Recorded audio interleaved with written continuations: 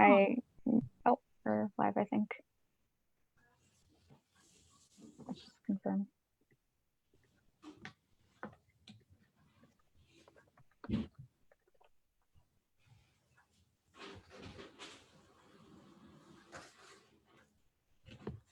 All right, alhamdulillah, we're live. All right, assalamu alaikum wa rahmatullah, everybody. Welcome to the first session of Real Talk with students and faculty with the Boston Islamic Seminary. My name is Huda Khwaja, and I have been a student with Boston Islamic Seminary for the past year and a half, alhamdulillah. So briefly, I'd like to introduce the series. The series is, as I said before, Real Talk with students and faculty. Its intent is to open a space for Islamic intellectual dialogue on relevant topics, to explore some of the principles that Boston Islamic Seminary seeks to uphold as an Islamic academic institution in the United States, and to get to know some of our esteemed faculty and the unique experiences and wisdom that they are sharing with us as our teachers and mentors.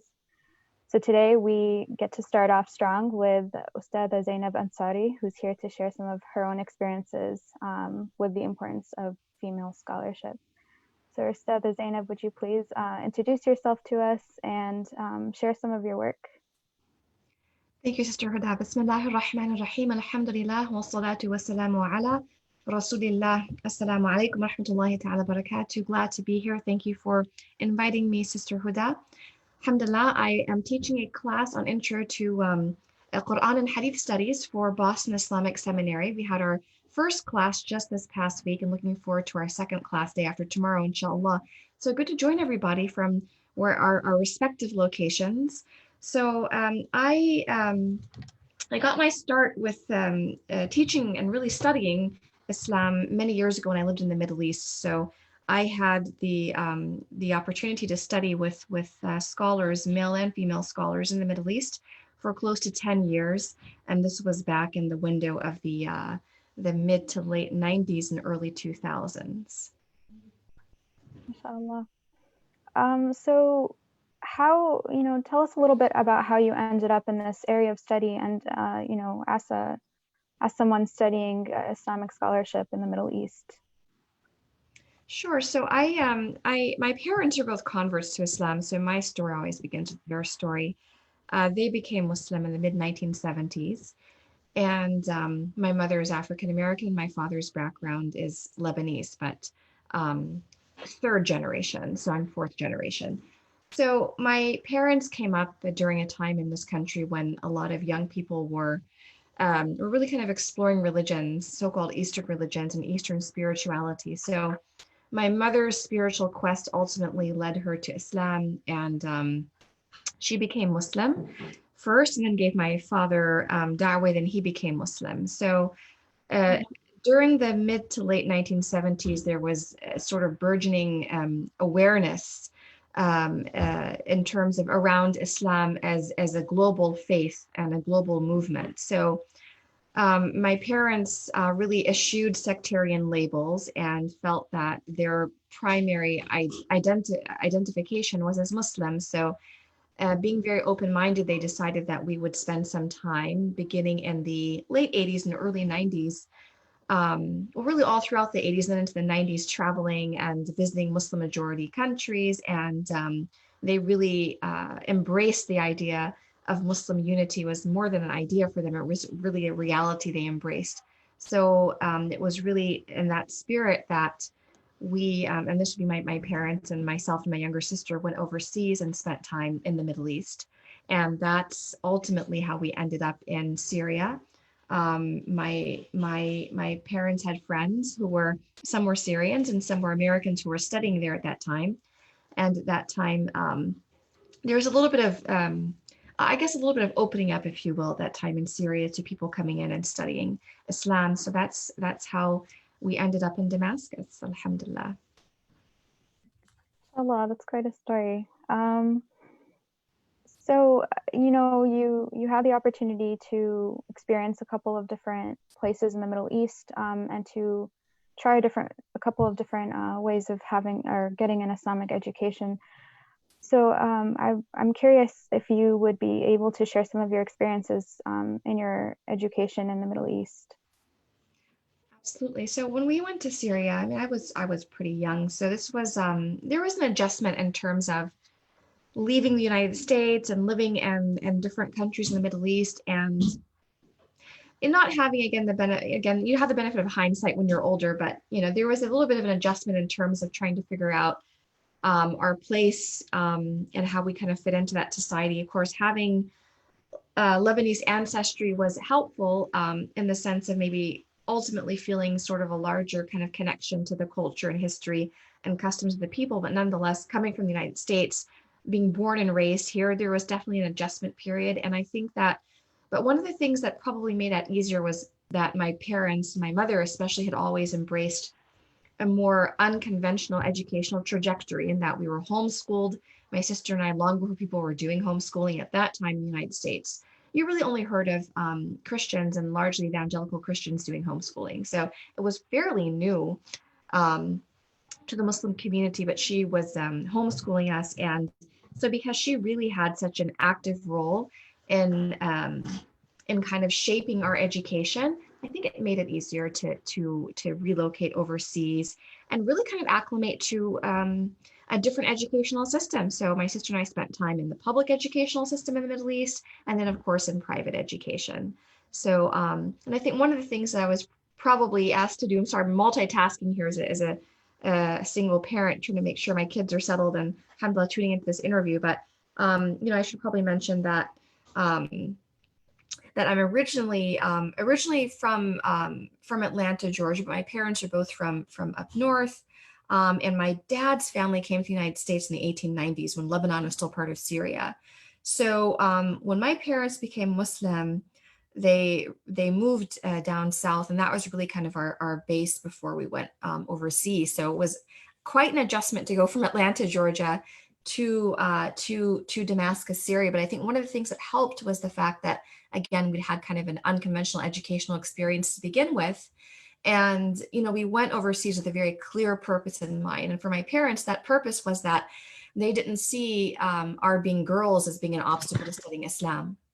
So that was something that, alhamdulillah, helped a great deal. Inshallah. I actually can relate to that. I grew up as a homeschooled child myself. My whole family was.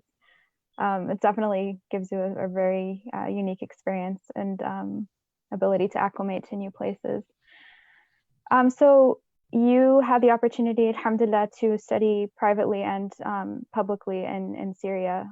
What are some of the experiences you had? What was unique about each experience? What really defined your education there for you in hindsight? It's kind of a big question. I think it was the presence and the role of female scholars. Mm-hmm.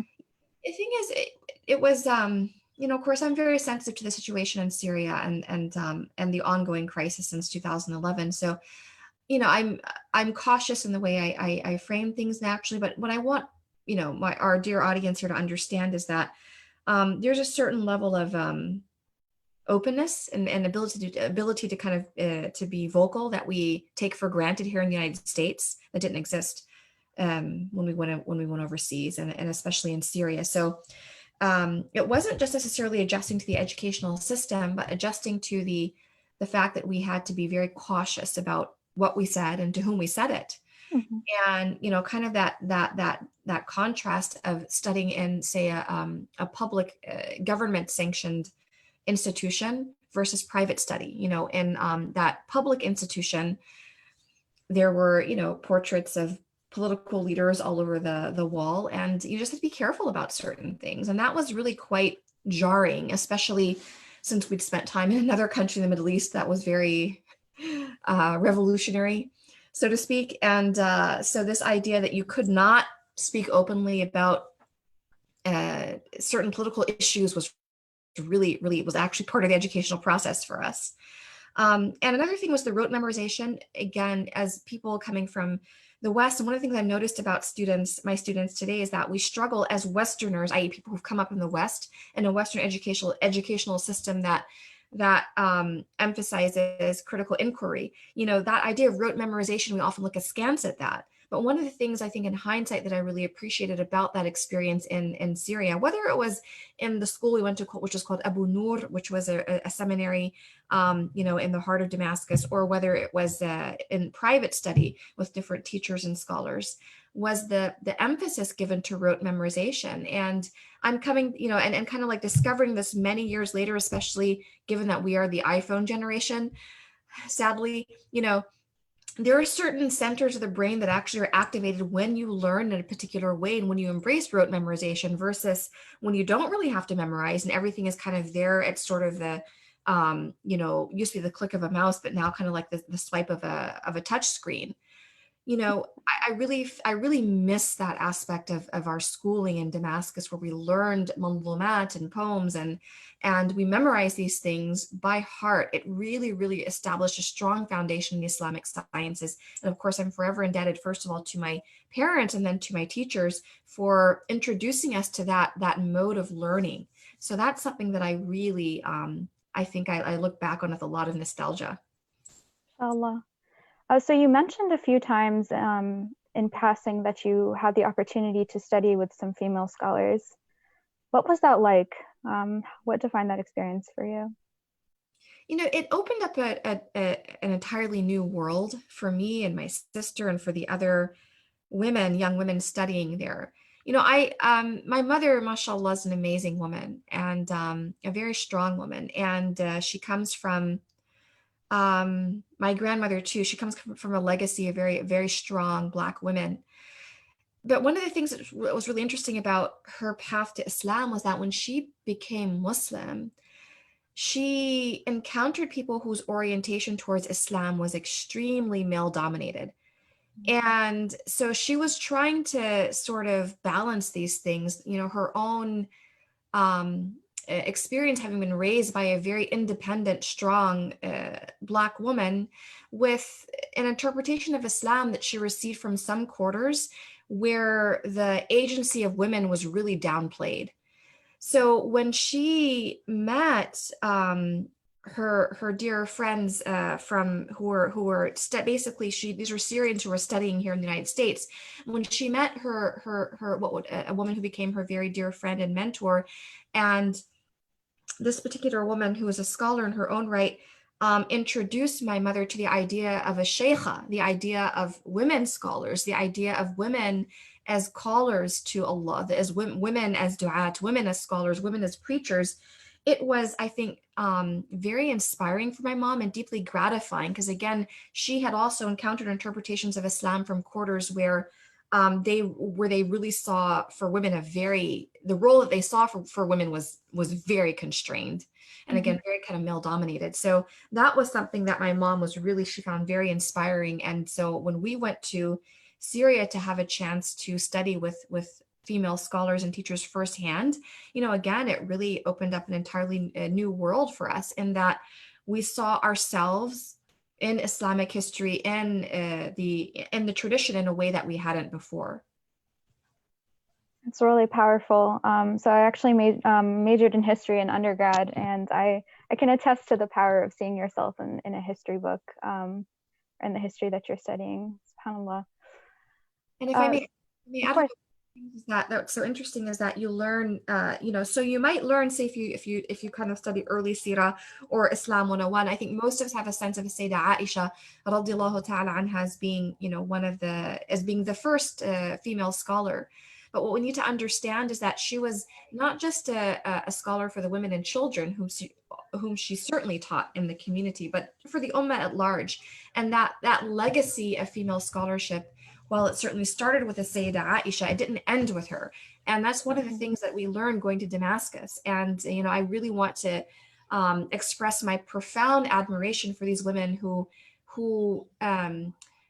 opened up a level of da'wah and Islamic activity in Syria that was really unthinkable given the political situation. It took a great deal of temerity and courage and strength and trust in Allah subhanahu wa ta'ala. And I really want to acknowledge those women and the amazing role they played in bringing Islam back to a Syria that had become very secular. May Allah uplift them and raise their status and honor. I mean,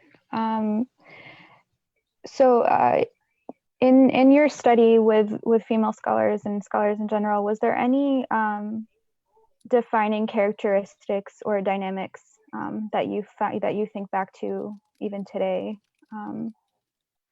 And is there any teacher or person that you particularly remember fondly?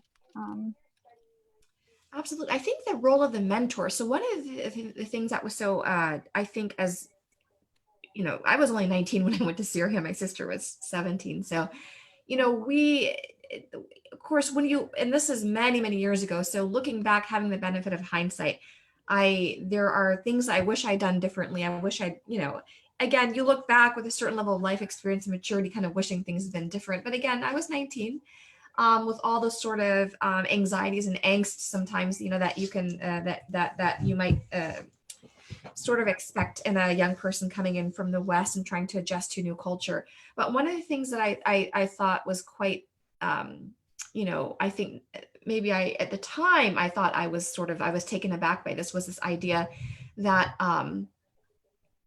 that person who didn't have, so it was that this idea that the person that doesn't have a mentor or a sheikh or a teacher or murabbiya or an anse, as they call the female scholars in Syria, that there's only so far that you can go left to your own devices. And this was advice that at that time, of course, now I get it, but at that time, I didn't really understand the significance of that because, again, we're coming fresh out of this Western culture that is so individualistic, where the approach to Islam had really been a kind of a piecemeal autodidact, where you were self taught, kind of figure it out for yourself. Understanding of Islam, where you're taking from this and you're kind of taking from different sources, maybe a book here, an article there, something someone told you there, and you're trying to piece all those things together and figure out who you are as a Muslim and what Allah wants for you.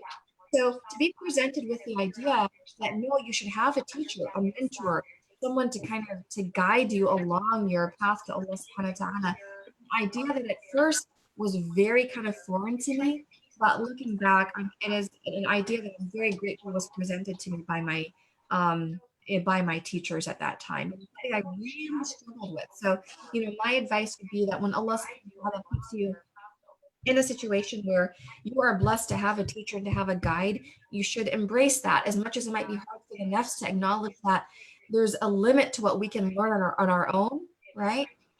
It's such an important part of our training and our growth. And in terms of a teacher, of course, all my teachers are amazing. They all had unique qualities about them. The ones that were strict, the ones that were more lenient, the ones that taught, you know, in a very kind of straightforward way, the ones that taught in a more indirect way, whatever the topic. I mean, I remember each and every one of them with a great deal of fondness. But I think a teacher whose example I'd like to highlight, because she was more of a public presence, is Sheikha Huda. And there's actually a documentary that was made about her life and about her lives. You all are welcome to look that up. And it's so interesting. She was so humble and modest, mashallah. I didn't realize after the fact what she'd accomplished in her professional life here in Damascus. She was our aqid, our theology teacher at the school. We went to Abu Nur, but she also, at the age of 18, actually established a Quran school for girls, for young ladies in Damascus. And she's just an amazing person, you know, whose lessons have stayed with me to this very day. Inshallah. Do you mind repeating her name and the name of the documentary one more time? Sure. So Sheikha Huda al-Habash, and her name is spelled Houda, Huda, and al-Habash, A-L, and then Habash. And then the documentary is called The Light in Her Eyes.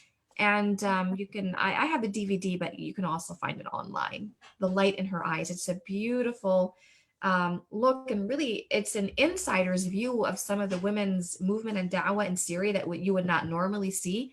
But you know, there was a documentary filmmaker that came in and worked with Sheikha Huda, and again, she gives you a very kind of intimate insider's look at how women's activism and scholarship looks in Syria, or at that time. And may Allah subhanahu wa ta'ala preserve her and reward her for her amazing legacy. Ameen, Ya Rab. Ameen. So in reflecting on your journey as a student and now in your experience as a teacher and Daria here in the United States, what advice do you have for other students who are seeking knowledge and seeking to grow in this way? The number one piece of advice I have, Sister Huda, is to be able to recognize there are limits to how much we can actually accomplish on our own. And especially as women, women, we rely on networks to be able to do, what we do, whether it's those familial networks, whether it's friends.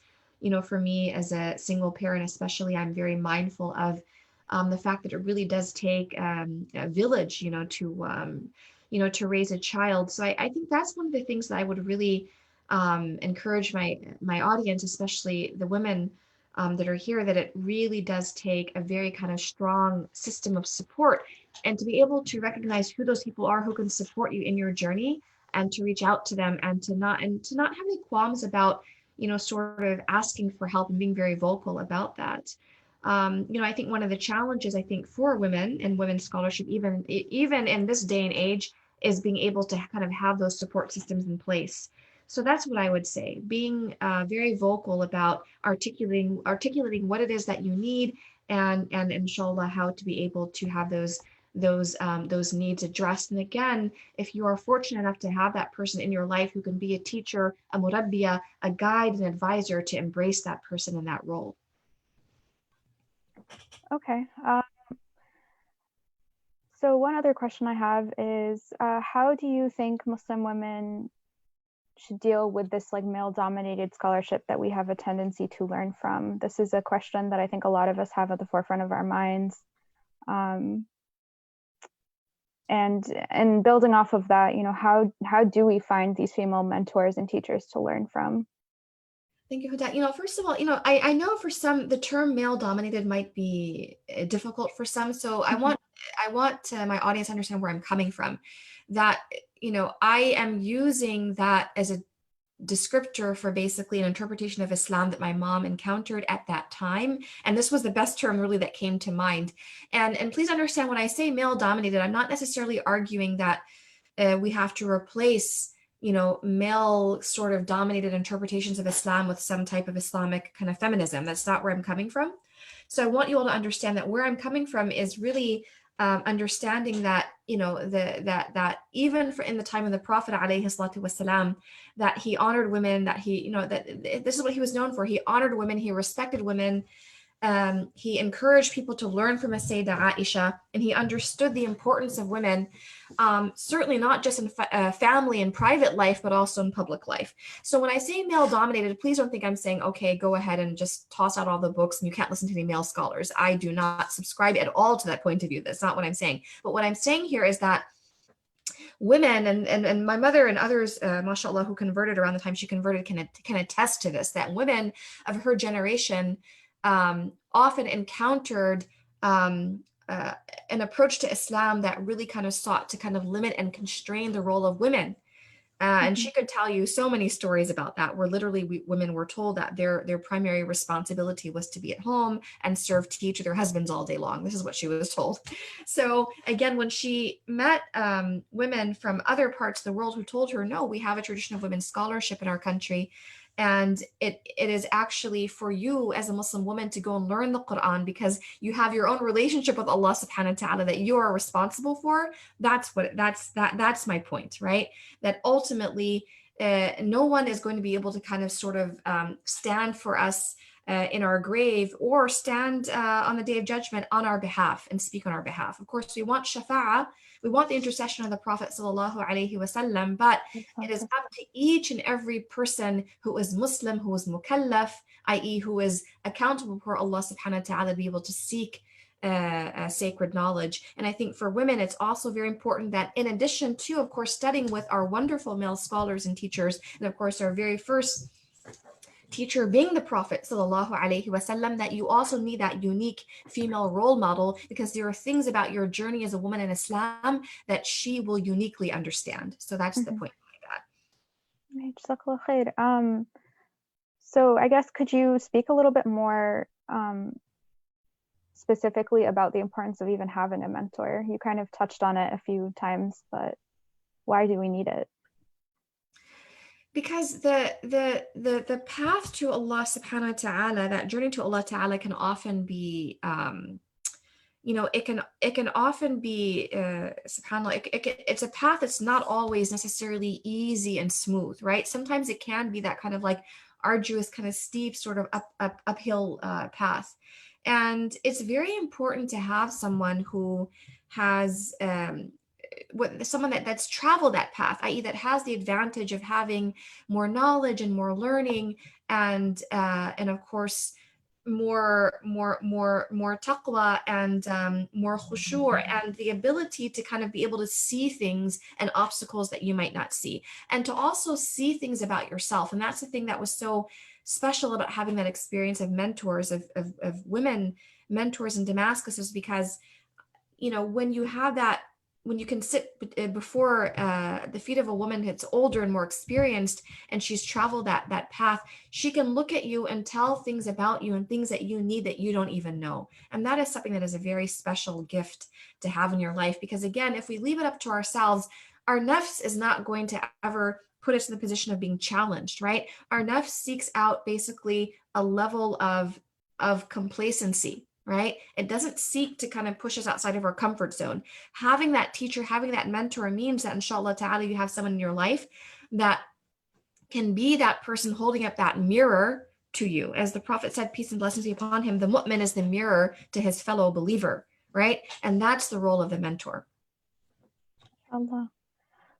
So we do have one more question, I think, from the audience. Why is it that we don't hear about the scholarly work of women in Islamic history?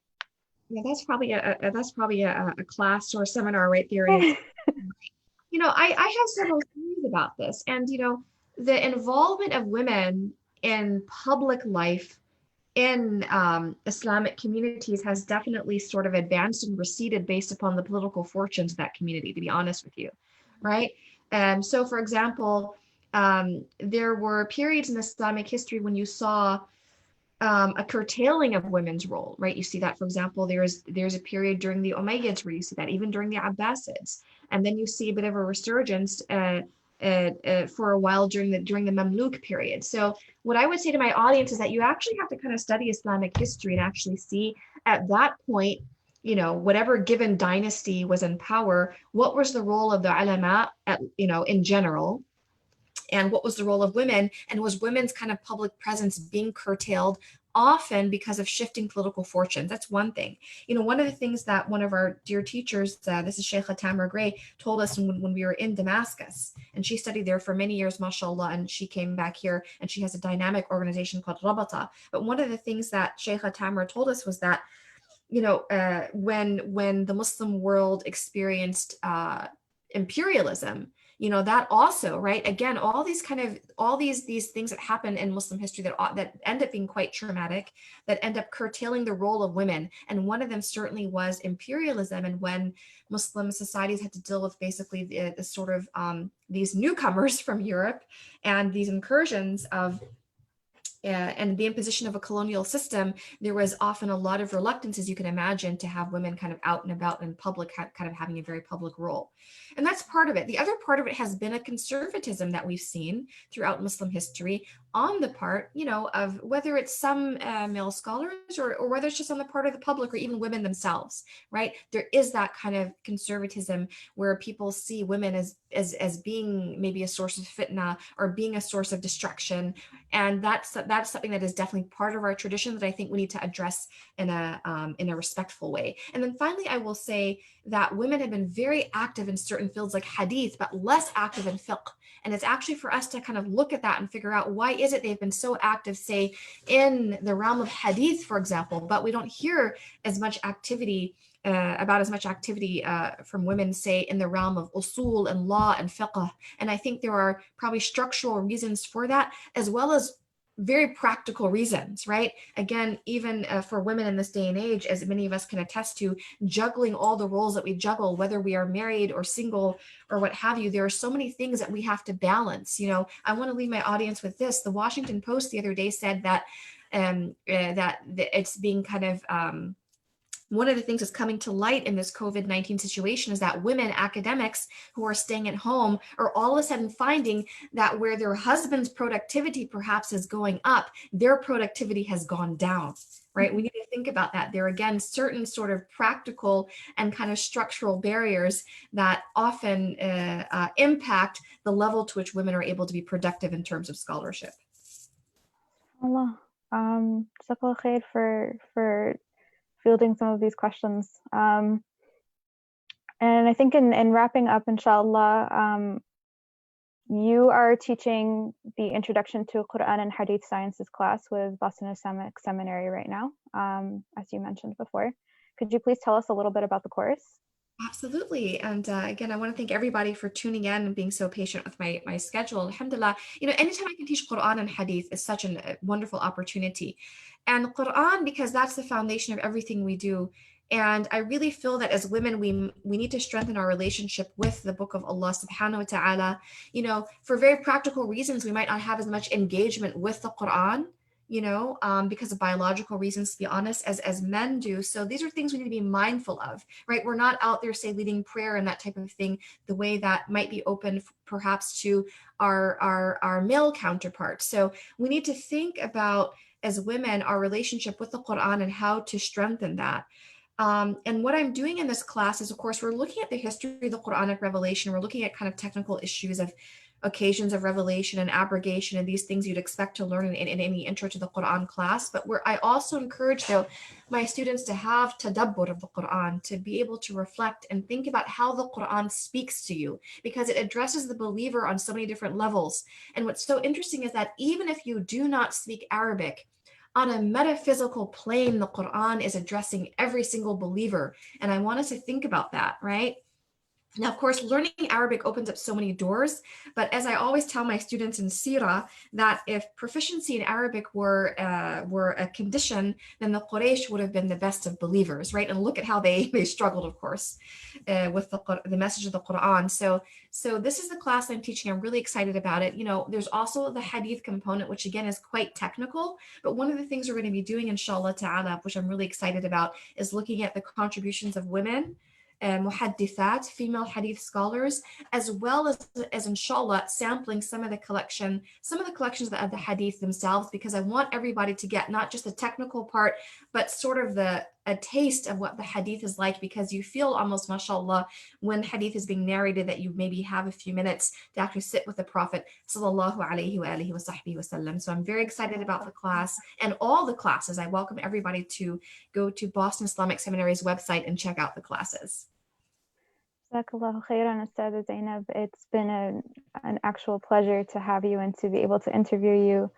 As we're wrapping up, is there anything else you'd like to add, inshallah, before we close? Thank you for all your time, and thank you, Sister Huda. It's alhamdulillah, it's lovely to see the next generation of scholars and teachers, mashallah, paving that path forward. I would just like to conclude with just a dua for all of us here. And my dua is that as we go into our iftar and our evening and iftar time, I ask Allah subhanahu wa ta'ala on behalf of all of us to accept from us our actions, our fasting, our Quran, to strengthen our relationship with the Quran, to let this Ramadan be a mirror so that when we come out of this month, we come out better than we came into it. And I ask Allah subhanahu wa ta'ala to allow us to benefit from the days of forgiveness as we pass into the days of salvation from the fire. May Allah ta'ala protect all of us and our loved ones from the fire. Ameen ya Rabbil Alameen. Ameen ya Rabbil Alameen. Jazakallah khair, Ustadha Zaynab. As she mentioned, registration is still open for all of our Boston Islamic Seminary courses. So if you are interested in the Intro to Quran and Hadith Sciences class or any of our other classes, please visit bostonislammicseminary.org to register, inshallah. We're, alhamdulillah, at a point where you can get caught up pretty easily. Inshallah, this is, again, this real talk with Ustadha Zaynab is the first of many dialogues we have planned in the coming days. The next one will be happening with Brother Abdurrahman Sayed, who will be talking with us about prophetic communication and what makes it unique. It will be happening this Wednesday, May 13th, inshallah, at 6 p.m. via Facebook Live. Jazakumullahu khairan, everyone. May Allah reward you for tuning in. Inshallah, you found this beneficial. We ask you to keep us in your du'as, and may Allah accept from all of you.